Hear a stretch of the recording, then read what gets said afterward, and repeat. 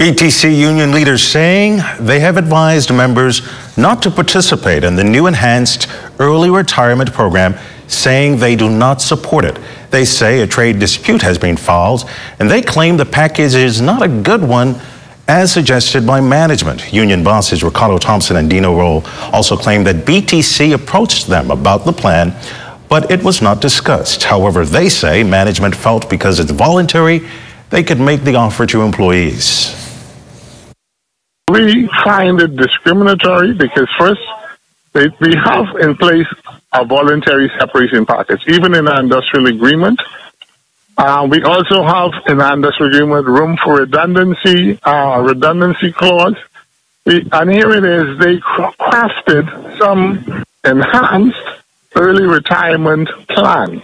Now, enhanced to what? The voluntary separation packages always cover the entire company and give different age grouping, whatever they were being offered. They call it an enhanced program, better than what's in the industrial agreement, and I differ strongly with that. Because under the previous VSEP exercises, those persons who opted and volunteered for the VSEP, they made a clean break from the company. And they got what was due to them under the terms of the VSEP, and they went on their way. Under this term, he wants to pay them in installments. And every year until they reach the age of 60, BTC would extend this payment to them. There's nothing enhanced about that. BTC CEO Gary Sinclair says more than 30% of the team members have signed up for what he called a very generous package. He says BTC always takes care of its colleagues, and during the pandemic, all colleagues were kept on. However, the BTC boss says coming out of a disruptive 2020, they felt the need to make an offer to about 65 colleagues between the ages of 55 and 60.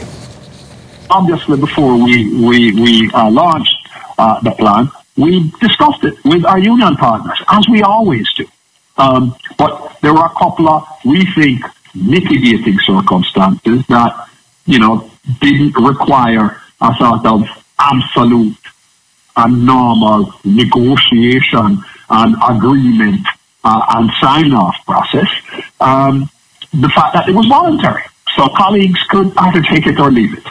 And so we weren't compelling colleagues to do anything, which is what you are doing once you sign something like an industrial agreement. This was a voluntary plan, extremely generous. We got the feedback from our union partners. We didn't agree on absolutely everything, as we never do. But I am convinced that we had the basis for moving forward.